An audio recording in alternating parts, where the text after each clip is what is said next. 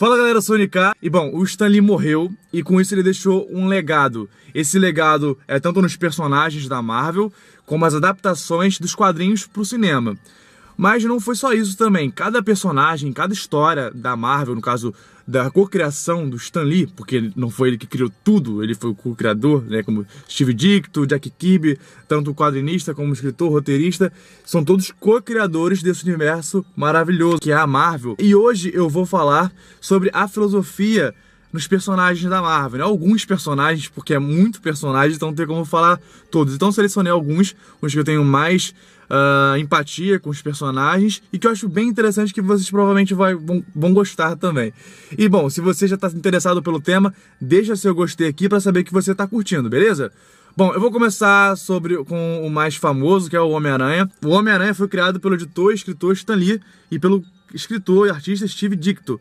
A sua primeira aparição foi no livro da antologia Amazing Fantasy 15, em agosto de 1962. Qual é a história do Homem-Aranha? Todo mundo já sabe, grandes poderes, grandes responsabilidades. Eu não preciso explicar a filosofia de grandes poderes, grandes responsabilidades, acho que isso é bem óbvio.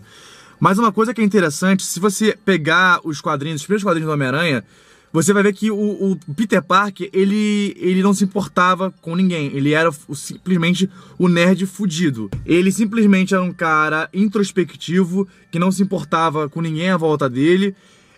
Quando ele descobriu os poderes dele, ele começou a usar para bem pessoal, para ganhar dinheiro com isso e para conquistar uma mulher chamada Mary Jane. Então ele já era gado demais nessa época. Só que aí, quando ele percebe que o fato dele não proteger alguém que ele ama, ou melhor, não proteger, exatamente, né? O fato de ele não proteger alguém que ele ama pode ter consequências terríveis. E aí, quando acontece do tio Ben morrer, porque ele acabou não protegendo o cara lá da briguinha de luta que ele tava querendo, aconteceu que isso foi um estresse pós-traumático para ele, foi um choque, fazendo ele achar que toda vez que alguém tá em perigo, ele deve proteger. Né? Que a maioria dos heróis ele vem desse viés de trauma, Batman também tem isso, mas de coisas como uma merda muito grande para acontecer para você acordar e começar a valorizar essas coisas. E é engraçado pensar nisso, porque se o tio Ben não tivesse morrido, provavelmente o Peter continuaria sendo um cara interesseiro pra cacete, que só seria o Homem-Aranha pra fazer show pirotécnico e não se portaria com a sociedade, tá? Então qual é a reflexão real por detrás de grandes poderes e grandes responsabilidades? A partir do momento que você tem uma capacidade de salvar o mundo, salvar pessoas, né? Não o mundo, porque ele nunca salvou, não, já salvou outros quadrinhos, mas salvar Nova York, pelo menos, isso tem consequências. E essas consequências afetam pessoas próximas de você.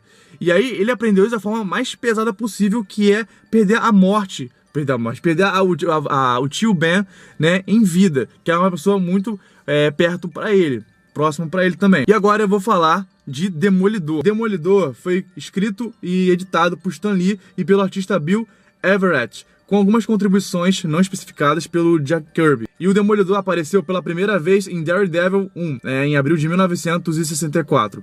Bom, pra quem não conhece o Demolidor, ele não é tão famoso como o Homem-Aranha, mas basicamente foi um personagem que ele teve um acidente, ele foi salvar, isso nos quadrinhos, tá? Um velhinho que ele atravessou, uma pessoa, não lembro agora, que ia atravessar a rua, e aí acabou que ele desviou o caminho, aí veio um caminhão, né, com gás químico lá, e explodiu, pegou no olho dele.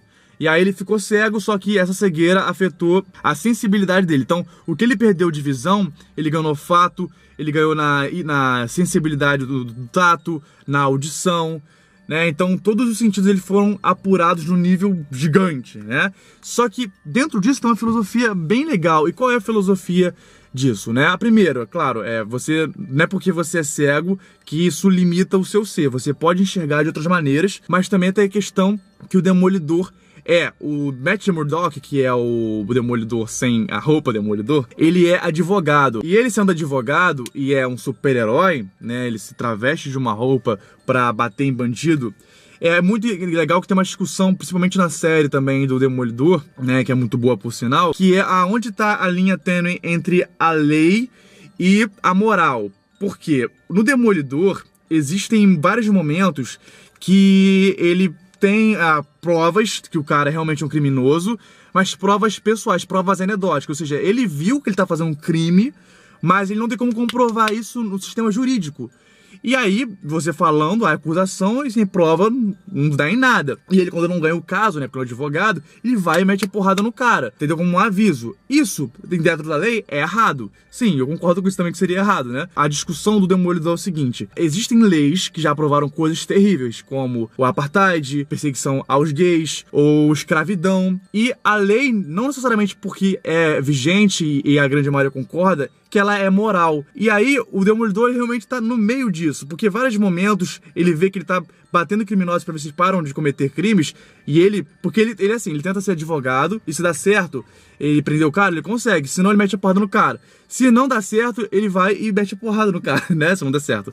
Só que aí chega um momento que não adianta bater, e ele vai e pensa que, pô, tem que matar o cara. Só que aí, como ele é um personagem cristão, isso abala ele. Então isso que é muito, muito foda mesmo na filosofia da história do Demolidor. E aí o Demolidor também conta com o Justiceiro, que não é um herói, ele é um anti-herói, e pra ele bandido bom é um bandido morto, e ele mata mesmo. E ele vê que existem momentos que parecem que a solução é isso, é essa. E aí isso entra em conflito, e esse é a real filosofia de Demolidor, aonde fica a linha tênue entre a lei e a moral, né, onde você fica no meio desse caminho. E agora eu vou falar de outro bem queridíssimo por todo mundo, que é o Homem de Ferro, por mim também. O Homem de Ferro, ele surgiu em março de 1963 no Tales of Suspense. A gente sabe que o Homem de Ferro, ele é o playboy, rico, filantropo, né, a gente vê isso nos filmes, mas nos quadrinhos ele é isso, mas ele se tornou assim depois. Nos quadrinhos é mais focado muitas vezes, como ele tá na merda, porque ele é viciado em álcool, né? Porque tem uma relação na capeta dos pais dele, que nos quadrinhos teve um acidente de carro. No cinema é bem diferente nessa questão aí. E novamente, questão do estresse pós-traumático, como isso mexe com o personagem, mas beleza, qual é a filosofia do Homem de Ferro? A filosofia do Homem de Ferro é aquilo que eu falei na jornada do herói do vídeo Você é um Super-Herói. O que acontece? Nos quadrinhos, desde quando ele perdeu a relação com os pais dele, ele começou a se focar, né, que ele morreu na verdade, nas indústrias Starks, né, como fazer armas e armaduras, e ele nunca foi muito de se portar afetivamente com ninguém. Assim, ele se relacionava com as pessoas, mas por interesses financeiros, mas essa questão de não conseguir se relacionar muito bem afetivamente tem a questão a ver com os pais dele, né, que ele não, isso é psicologia também, você não saber relacionar muito bem com as pessoas por causa da sua criação. Enfim, e aí ele não tinha ideia que o produto que ele fazia estava afetando negativamente o planeta. Ele não vendia só em Nova York, ele não vendia só, sei lá, em São Francisco, pro mundo inteiro. Então, aí acontece aquele sequestro que você já viu no filme, e desde então, cara, ele muda de ideia. Ele também percebe a mesma coisa, que tem grandes poderes, grandes responsabilidades, só que aqui não existe essa frase, só que é basicamente a mesma coisa do Homem-Aranha. Então ele vai, tem aquele eureka, aquele insight, e fala, cara, eu tenho que fazer alguma coisa com toda essa tecnologia, com todo o meu saber, para ajudar as pessoas, né? Ele não poderia simplesmente meter a porrada em ninguém, com a roupa com a armadura de ferro. Ele poderia simplesmente, né, distribuir as armaduras, porque dá muito mais trabalho, mas é quadrinho, super-herói, então ele vai se vestir com a armadura do Homem de Ferro, e é a forma dele de estar salvando as pessoas. Então a filosofia do Homem de Ferro é essa: o que você faz afeta outras pessoas, e isso tem consequências, assim como do Homem-Aranha também, só que aqui é de uma forma global. Bom, agora eu vou falar dos X-Men e do Quarteto Fantástico, que também tem uma coisa bastante em comum, mas é bem diferente, assim, os quadrinhos, mas na filosofia é bem parecido. Os X-Men todo mundo conhece também, foi lançado na Marvel Comics, e criado pelo Stan Lee e o Jack Kirby. Eles estrearam no X-Men 1 em 1963, né, que todo mundo também conhece o Professor X, etc. E aí qual é a filosofia do X-Men? Né? É que, eu acho que está bem explícito também, que apesar de você ser diferente, isso não significa que isso é algo ruim, né? No X-Men 3, que muita gente critica, tem uma cena do cara que é o anjo, né, que ele tá tirando a asa dele, né, e o pai dele, ele é contra os titãs, contra os X-Men, contra os mutantes. E aí, aquela cena que ele tá tirando a asa, ela é metafórica, porque ela tem dois significados. O primeiro, que ele é um mutante, e a sociedade não aceita isso, porque para pensar, olha aqui, quem é gay, quem é ateu, quem é trans, quem é bi, que qualquer pessoa hoje em dia que é diferente, ainda é rechaçada. E hoje a gente nem vive em ditadura ainda, nem um sistema caça essas pessoas, que existe pequenos grupos que fazem isso, mas não é majoritário, né? Mas ainda assim, eles sofrem de preconceito. Agora imagina com alguém que tem poderes de soltar raio pelo olho, maluco.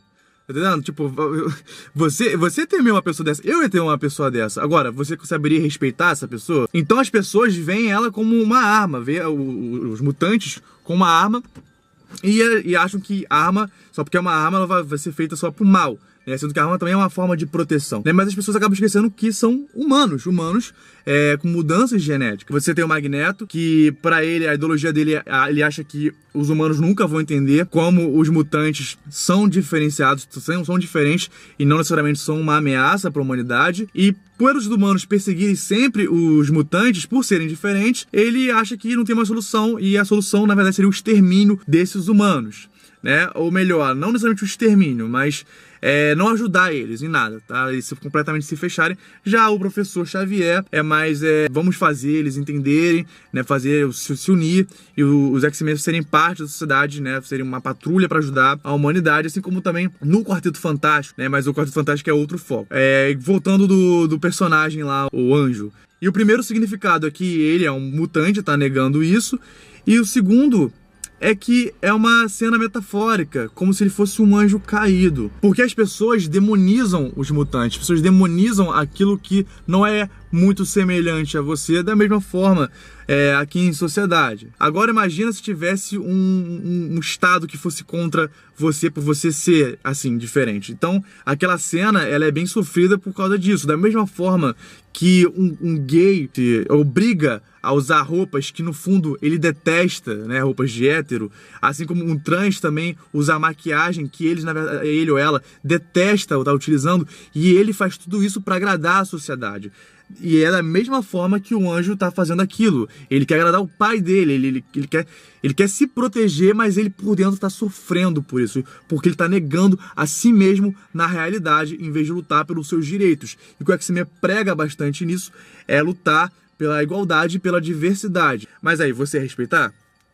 Aí que fica a questão. Como eu falei, o Quarteto Fantástico também tem a mesma coisa. O Quarteto Fantástico ele foi feito em 1961 pela Marvel Comics, com o Stan Lee e o Jack Kirby. É uma co-criação dos dois. Aí você sabe que é uma co-criação dos dois a respeito do quê? Da família, da família fantástica, né? Então, o Homem Elástico, Coisa, a Mulher Invisível, todo mundo já conhece esses personagens. Mas qual também é a filosofia, que é basicamente a mesma com o do X-Men. Só que o foco é mais familiar, né? Então é a relação do Homem Elástico com a Mulher Invisível, do Tocha com o Coisa.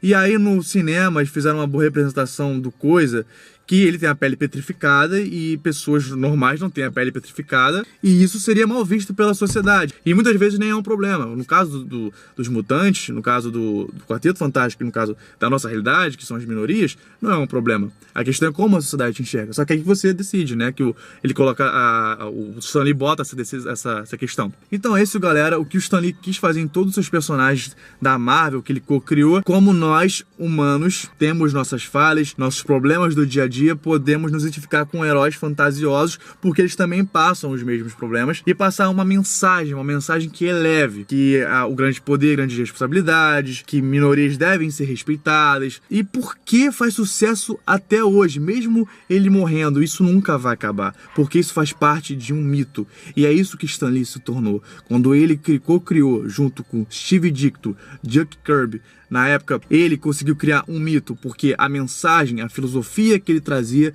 é intrínseca em cada pessoa que lê. Então ela passou dos quadrinhos para a televisão para o cinema, também já teve versões de rádio, e isso nunca vai acabar, porque o herói é o arquétipo de tudo que o ser humano deseja ser, mas muitas das vezes na prática não consegue ser. Só que o Stan Lee pega isso e diz: ei, heróis também erram, heróis também têm problemas, eu vou mesclar isso tudo e assim trazer uma boa mensagem que também você pode ser um super-herói. Então é isso, galera.